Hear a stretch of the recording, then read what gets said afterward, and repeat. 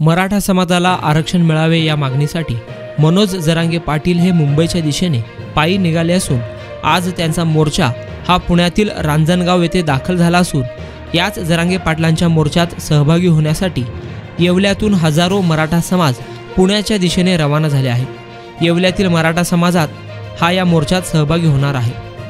आज या ठिकाणी येवले तालुक्यातील सर्व युवक जरांगे पाटलांना पाठिंबा देण्यासाठी मुंबईला जात आहेत।